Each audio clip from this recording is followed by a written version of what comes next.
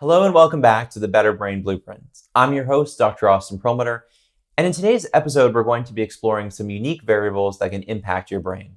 When you pop the hood and look at some of the structural and functional aspects of the brain, there are a lot of similarities between our brains. Almost everyone has the same set of four paired lobes, and a cerebellum, a brainstem, and so on.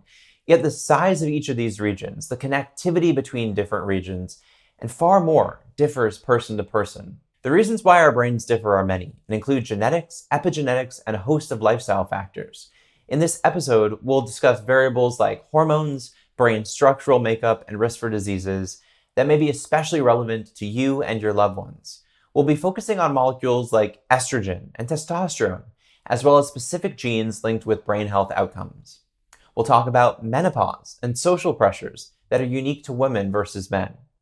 And we'll discuss the risk-benefit analysis of hormone replacement therapy and how hormones in general change over the lifespan and their effects on brain health outcomes. This is definitely going to be an interesting episode, and you won't want to miss a minute.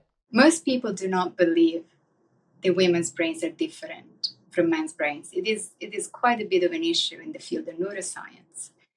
And historically, people truly believed, and by people I mean scientists and clinicians, really believed that women's brains were essentially the same with men's brains, and that women overall was like smaller men with different reproductive organs. It turns out that is not true, and therefore we're not looking at gender neurology or gender medicine. It's not like women's brains come from Venus, men's brains come from Mars. However, they do have an impact for brain health. I am Dr. Austin Perlmutter, and this is the Better Brain Blueprint.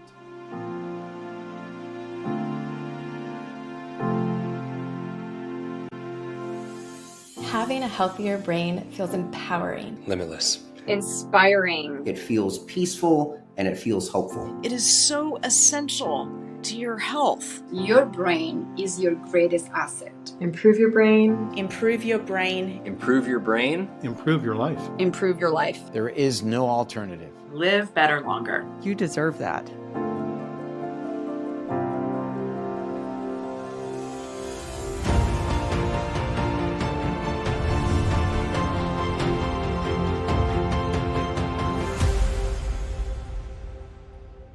In this episode, we'll be covering powerful, life-changing information. Remember, if you want full access to the Better Brain Blueprint now and for years to come, you can invest in the entire series, along with the exclusive bonus materials right now for a special price that is only available during this broadcast. Don't wait. Your brain will thank you. Historically speaking, the world of medical science has tended to deprioritize research on women. Instead, researchers did their work on men and then generalized the findings to women. There are a number of reasons for this trend, but it's unfortunately rendered some of our understandings of women's brain health less accurate until more recently. Yet the brain biology of women and men is not the same. Differences in brain structure, hormones, and much more are worthy of our understanding and may be important variables that inform risk for conditions like depression and dementia. Not surprisingly, we also know the immune systems of women and men tend to be different, with women in particular experiencing much higher rates of autoimmune issues that impact the brain. At the same time, we understand that social and cultural pressures have created differential effects on the brains of women and men. Stress in particular may be experienced differently, and we know that how our brains experience stress has a lot to do with our mental and cognitive health. Much of my research is focused on women's brain health. You might wonder, why do you need to look at women's brains separately from men's brains? And the answer is that women's brains don't age the same way as men's brains. And even to start with, our brains are not exactly the same. There are some functional differences, there are some structural differences, there are biochemical differences, there are hormonal differences that are subtle. Women are more vulnerable to trauma. So I wish that weren't the case. I wish the science didn't point me in the direction of making that statement. But we know that women experience more trauma and different trauma than those who are born male. We know from the ACE study that about 10% more women experience adverse childhood experiences than boys or those who are born male. And even, when you look at for instance, war trauma. Even when men and women are exposed to the same trauma, women have higher rates of post-traumatic stress disorder. So women definitely have more vulnerability. I think some of that is related to probably the stress response system. There's significant differences between men and women with the stress response system. So women have more vulnerability. Is that part of the reason why women have twice the rate of Alzheimer's disease? Is that part of the reason why they've got twice the rate of depression? I don't know. I think it's one potential thread that we want to be tracking. And from a precision medicine framework, I just always think about the vulnerability that women have and just how the stress response system, classically defined in men as fight or flight by Walter Cannon in the 1930s. For women, there's a much bigger response that we can track. It's more like fight, flight, freeze, fawn. And, for women, fight, flight tends not to work so well, especially if you've got like an infant in one arm and a toddler in the other. Freezing, fawning, tending, and befriending tends to serve women better. And so a simple question about the effect of trauma and sex differences opens up, in some ways, a much more nuanced and complex conversation, which I really appreciate. There are theories as to why autoimmune disease occurs primarily more in women. Obviously chromosomally we're different, right? But hormonally we're different too. And estrogen is actually immunomodulatory. So it can actually help sort of increase a immune response. And you would say, well, why is that necessary? Well, we just have to maybe kill more bacteria or more viruses. It's unclear. But definitely we see changes also in the increase in autoimmune disease in women who maybe post-pregnancy, when there are, massive changes in, estrogen, progesterone, et cetera.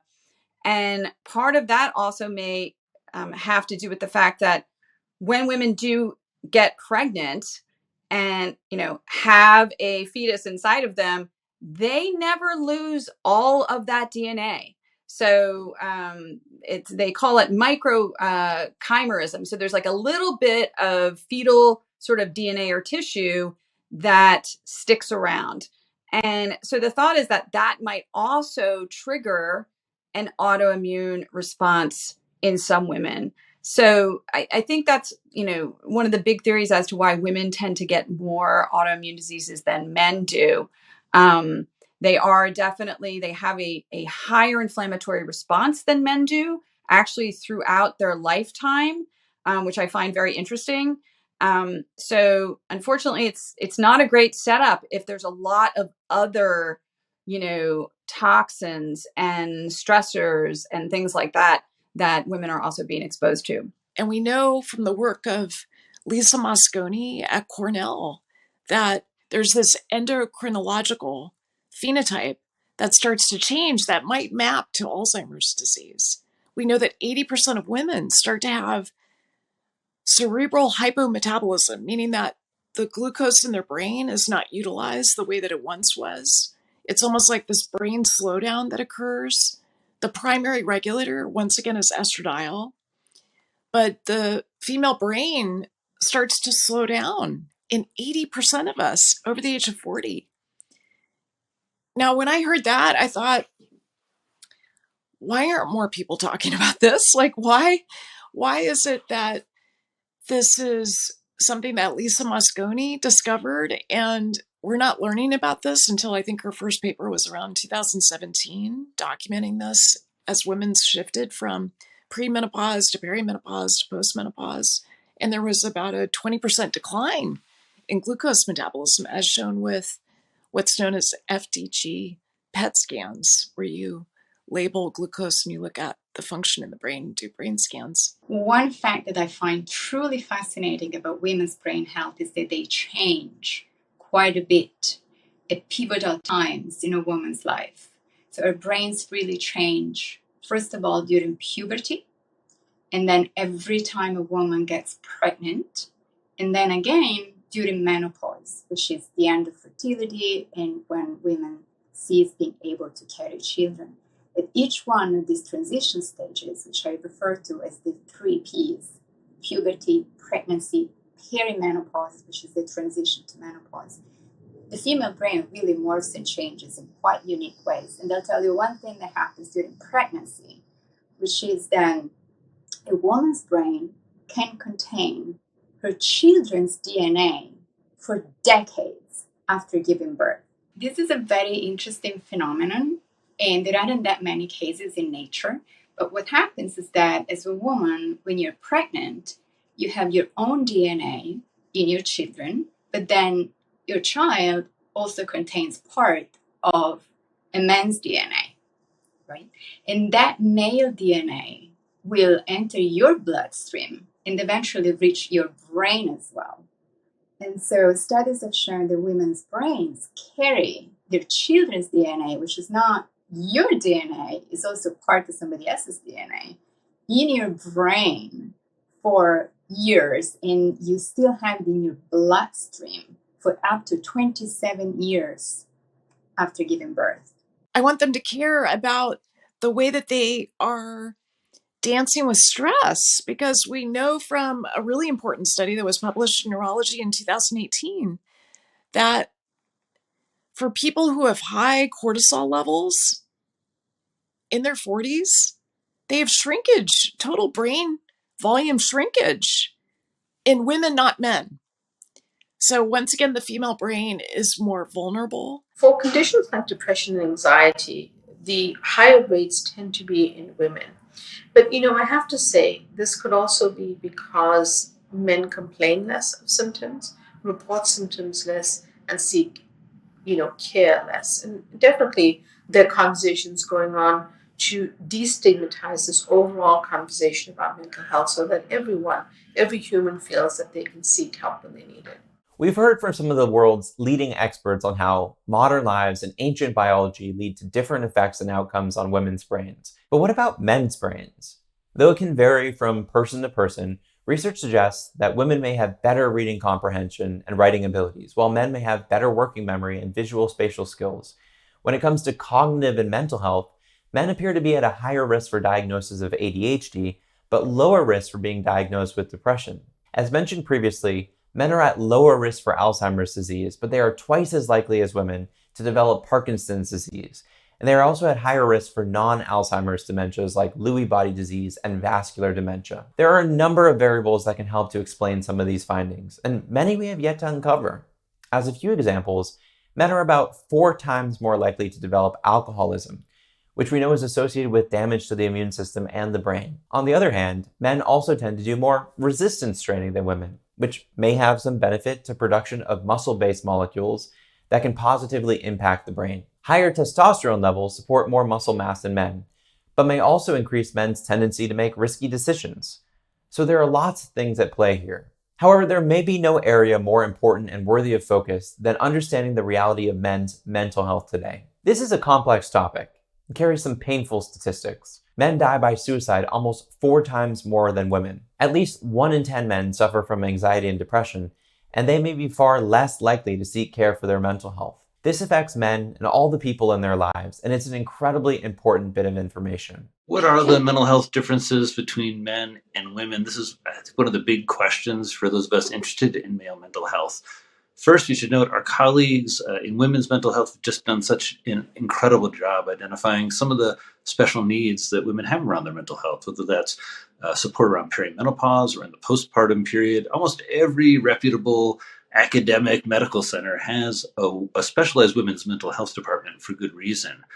We don't have any male mental health departments anywhere in the world.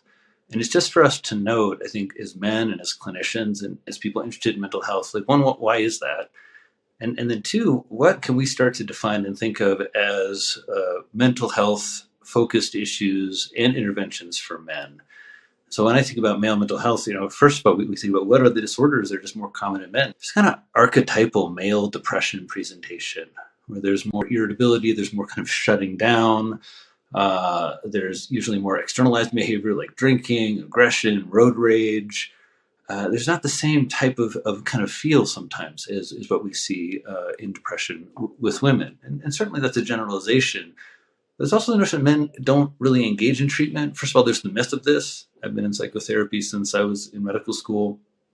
A lot of the, I think, top minds in wellness and in health have done a lot of work on themselves in terms of their mental health. What does it mean to be a man? I mean, that's such a big question, but it's such an important question. And I think that when you watch TV or you watch movies and you see depictions of these hyper testosterone, bodybuilders, right, kind of portraying that, men are tough, men don't talk about their emotions, men never complain. I mean, you have that for sure, but I think that it's being balanced or combated by an entirely different movement that is suggesting that what it means to be a man is to be vulnerable, to show emotion, right?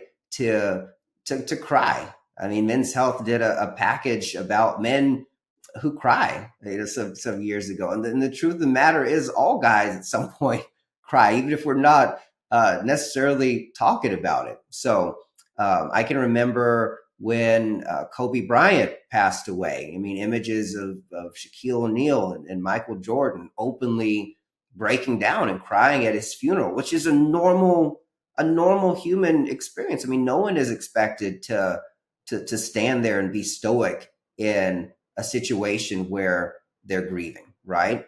And so, I'm just so encouraged by the direction that things are, that this conversation is heading in.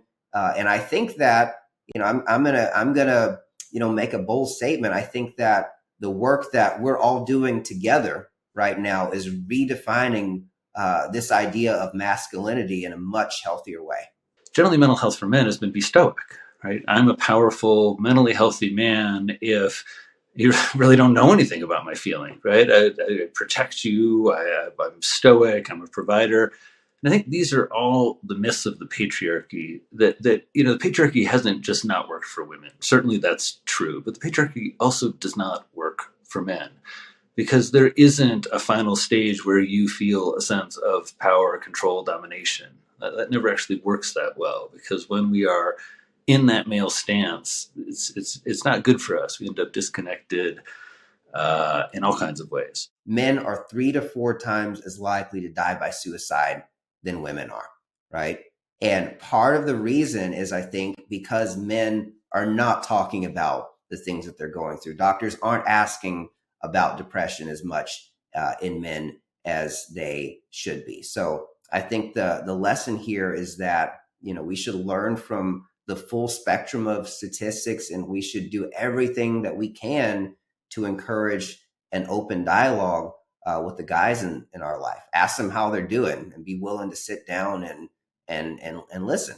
We've all come of age in a very emotion-phobic culture. We're not given skills or tools for moving through big emotions. In fact, we have a lot of cultural conditioning that tells us it is better to stay emotionally even, to be calm, to be stoic, to be chill. And I think that this robs us of our grieving processes, of our normal variations. Men do have an ability to create and set healthy boundaries.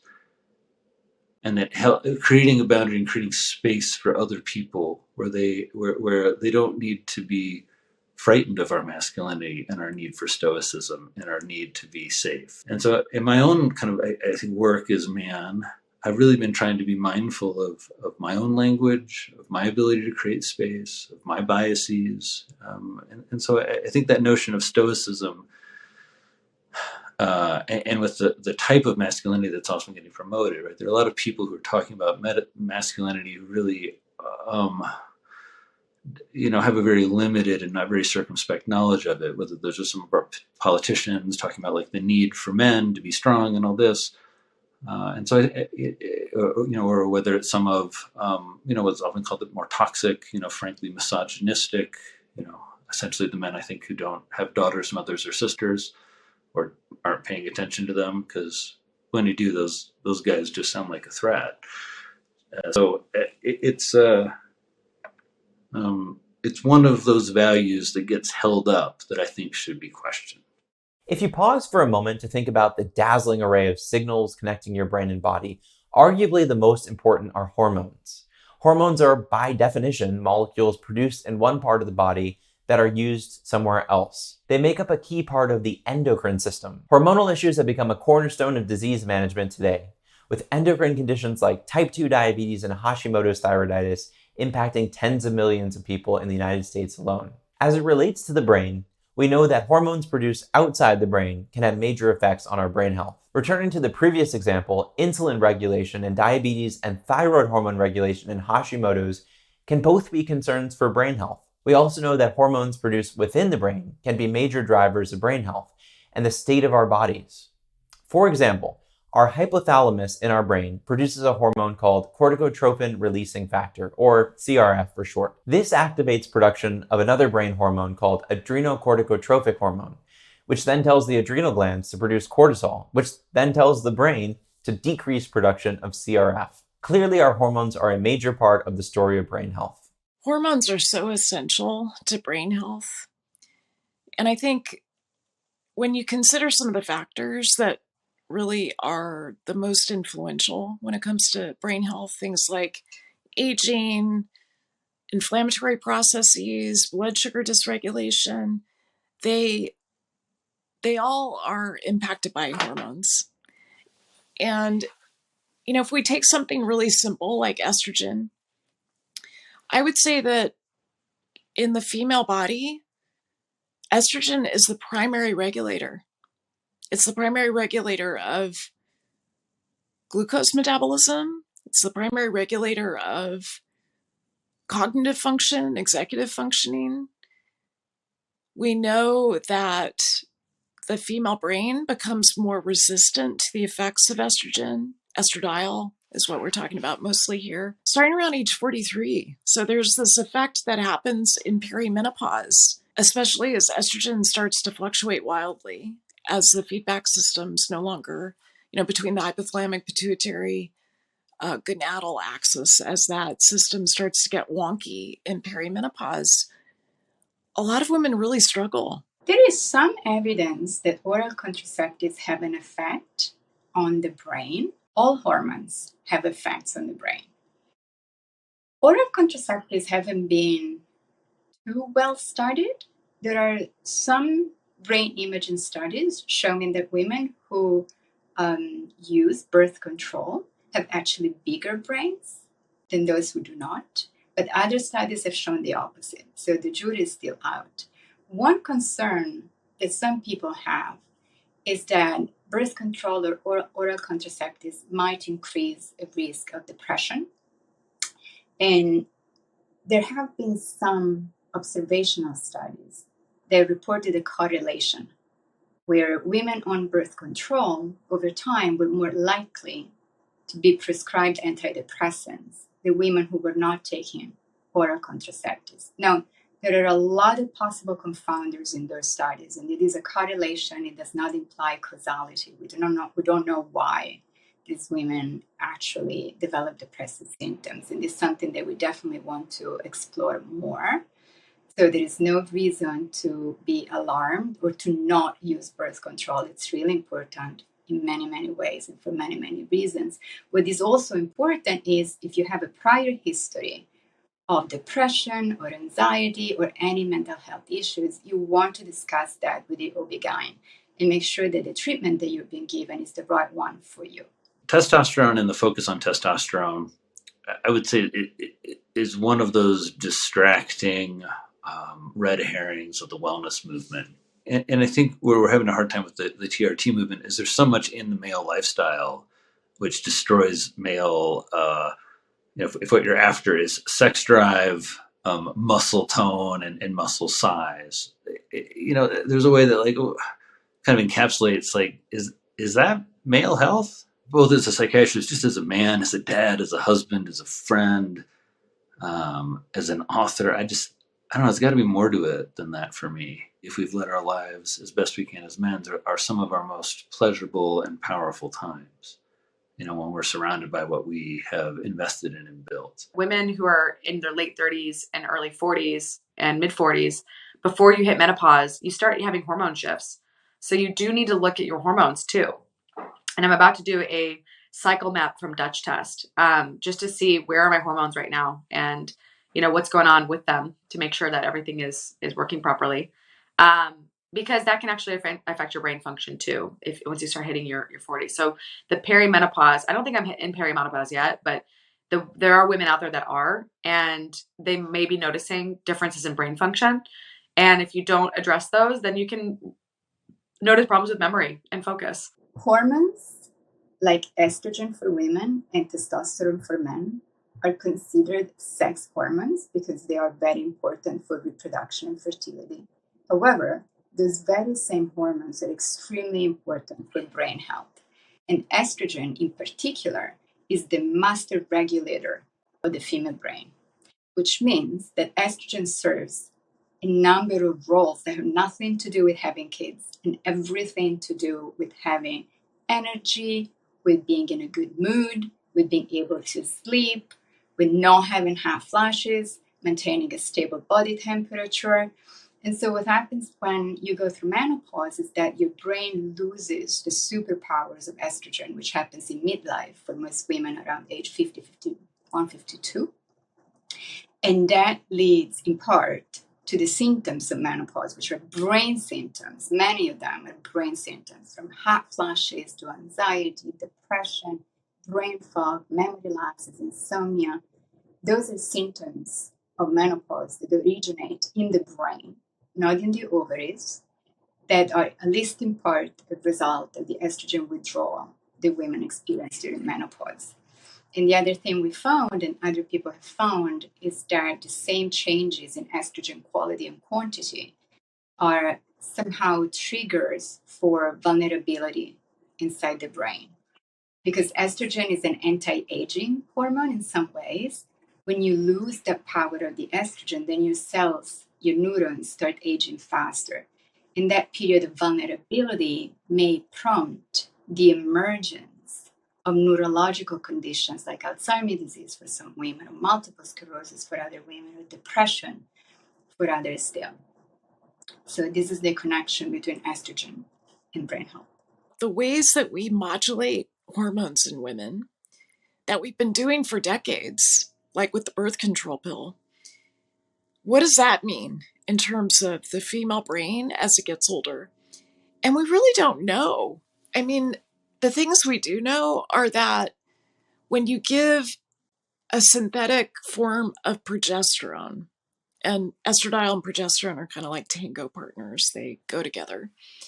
When you give a synthetic version of progesterone known as progestin, that's the standard that's given in a birth control pill, it has a number of different effects.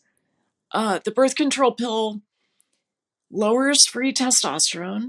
It lowers free estradiol. The testosterone part of the equation is much better documented in the literature. The way that the birth control pill does that is when you give oral ethinyl estradiol in the birth control pill, it raises sex hormone binding globulin, and that then lowers free testosterone. Testosterone in women, in terms of brain effects, it's hugely involved in mood, libido, agency, risk-taking. So what happens when you lower that in a woman? Well, it can shrink the clitoris by up to 20%.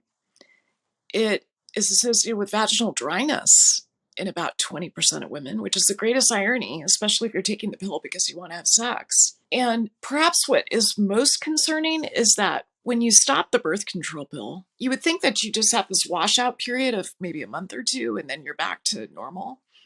Not so.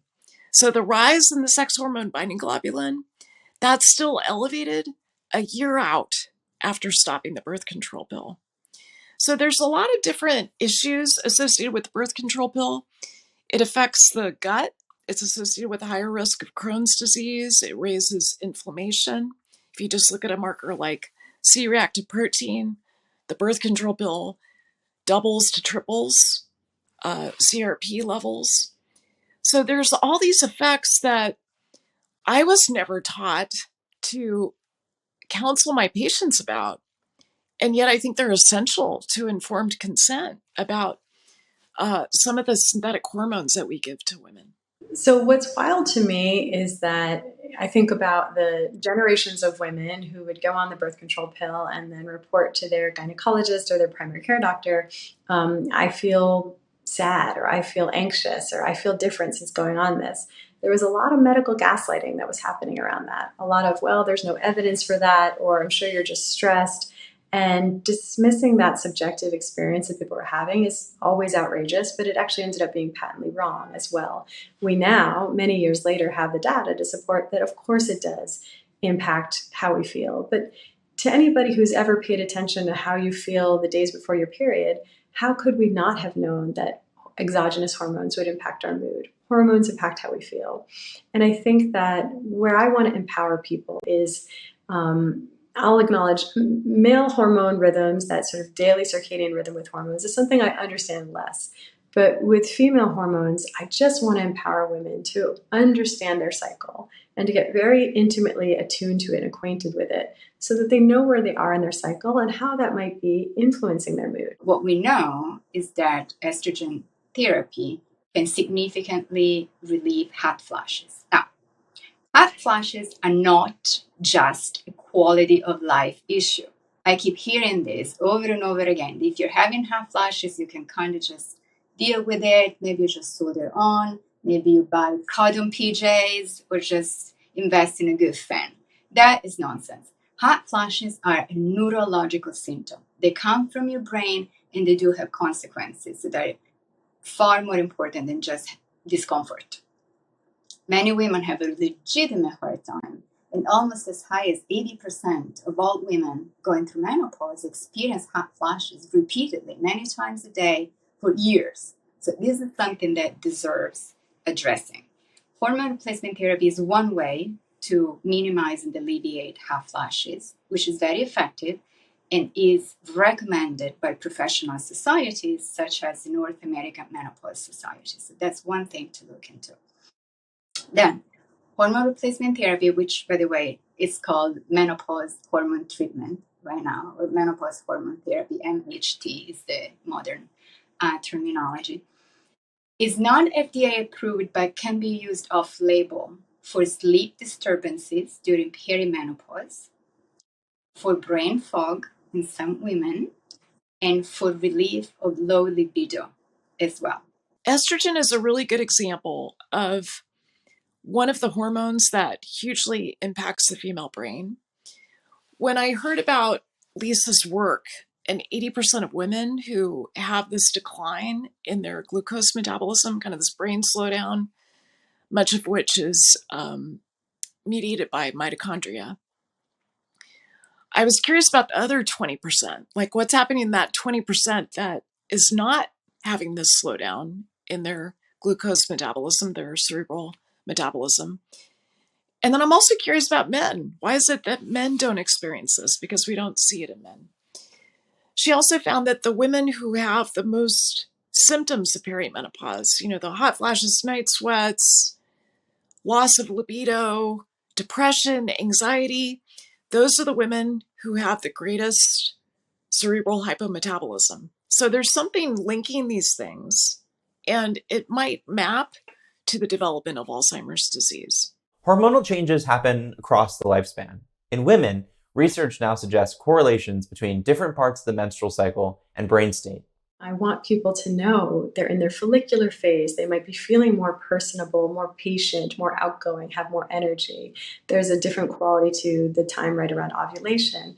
And the luteal phase can be a bit of a more tender or raw time. And as we get closer to the time when we bleed in our cycle, we can feel more irritable. Some people even have really heavy thoughts in that time. Sometimes that's an indication of imbalance, a state like estrogen dominance. And sometimes it's just the truth serum of being in the late luteal phase and having very low degrees of progesterone in the body. And so once you can know this, it doesn't come out of nowhere. It doesn't catch you off guard, and you don't necessarily make your life choices based on an influence from a hormone. And so I find it's very empowering and helpful for women to know where they are in their cycle. It helps people give themselves grace. I also see a lot of people with a lot of hormonal imbalance. And I think luteal phase is such an interesting bellwether of false and true PMS, basically. And false PMS, I think of as when we're in a state of estrogen dominance. We're exposed to all of these endocrine disruptors in the environment, in our plastics and our pesticides and personal care products, perfume, makeup, and we basically have excess estrogen. But then we're also quite progesterone deficient because we are often nutritionally deficient, or we're medicating away cholesterol or not consuming dietary cholesterol. And we're in a state of chronic stress, which debatably creates a shunt from the precursor pregnenolone no longer being able to be used to make progesterone because it's constantly being needed to make cortisol, our stress hormone. So I see that rather than having perhaps a ratio like this of estrogen to progesterone, our estrogen is falsely elevated, our progesterone is falsely lowered, and I think this creates a bigger crash in the late luteal phase. The Better Brain Blueprint is all about empowering you to lead a longer, better, happier, and healthier life. No matter your health history, you have the ability to improve your brain function right now by incorporating the information from this series into your daily life. This cutting-edge information just isn't available anywhere else. And that's why owning all of the expert interviews, the transcripts, and the supporting materials is so incredibly valuable.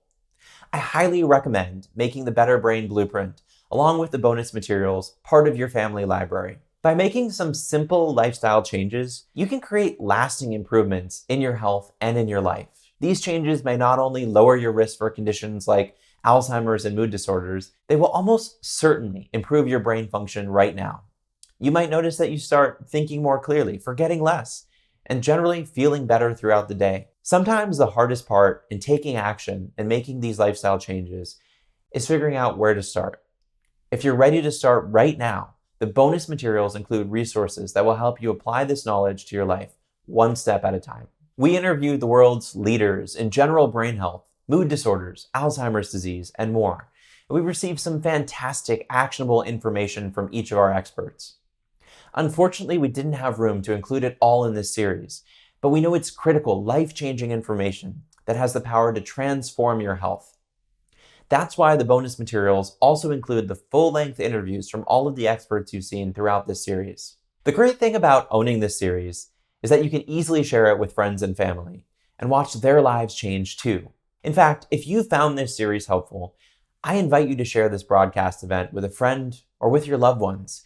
You just might change their lives and their destiny. The most important investment in your life is an investment in your health. Click the button on this page to invest in your Better Brain Blueprint today. We've covered a lot of ground in this episode, and I'm sure that many of you have additional questions about these complex subjects.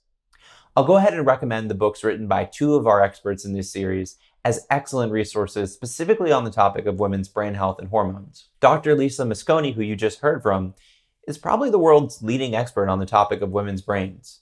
And her books, The XX Brain and Menopause Brain, do an amazing job breaking down the specifics. Dr. Sarah Gottfried has also tackled this topic in her excellent book, Women, Food, and Hormones. Let's now chat about how you can put some of what we've just discussed into practice.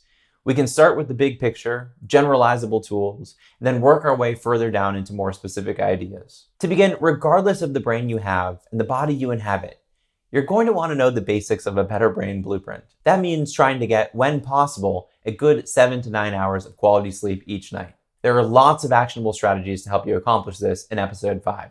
Next, you want to invest in stress management. It's an unfortunate reality that so many of us are dealing with toxic levels of chronic stress each day, and that this stress and the resultant hormonal changes are thought to be incredibly damaging to the brain. Anything you can do to mitigate some of this stress is likely to be of value to your long-term brain health. One of my personal favorite strategies is a 10-minute mindful meditation each day, which I'll talk about and go over in detail in episode 9. You can also benefit from a bit of nature exposure. Getting the right foods is, as always, key, which means minimizing intake of ultra-processed foods and eating more minimally processed real foods. Basically, things without labels. Now let's get a bit more specific about what some of our experts spoke about in this episode. All of our experts focused on the role of keeping our hormones at healthy levels to support brain health. One way to help make this happen is to avoid toxins that can disrupt healthy endocrine signaling. We found ourselves in a world with hundreds of thousands of new chemicals all around us, and many are now understood to negatively impact our hormones and potentially our brains. Some great ways to minimize exposure to endocrine disrupting chemicals include reducing exposure to wildfire and cigarette smoke, using only bisphenol A free plastic, avoiding excess exposure to scented fragrances, including the air fresheners that are so popular in our cars, and more generally, avoiding excess exposure to air pollution when possible. Now let's shift to talk about some of the things we've discussed that are particularly relevant to men's and women's brain health.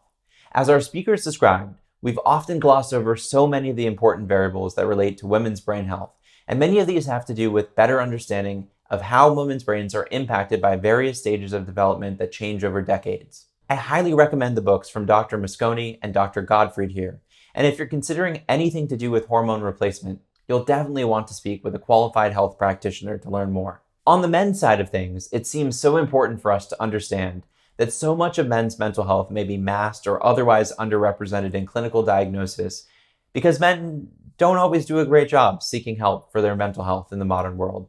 I think it's amazing that we've started normalizing conversations around men's mental health and around seeking care. None of us is invulnerable, and we can all benefit from a society where all of us are encouraged to get attention for our mental wellness when needed. I know we've discussed a number of important topics today, and I hope you'll go back and give this episode another listen so you can appreciate the significance of what our experts said. No matter who you are, your brain health really matters, and there's so much you can do to enhance it today and for years to come. I can't wait to build on the topics we just covered in our next episode, where we'll be diving deep into inflammation and how it impacts our brains. With all you've just learned, you'll be perfectly situated to appreciate the life-changing significance of this information and how it builds on the material we've already covered. I hope you've enjoyed this episode of the Better Brain Blueprint. I'm Dr. Austin Perlmutter, and I'll see you back here tomorrow for the next episode.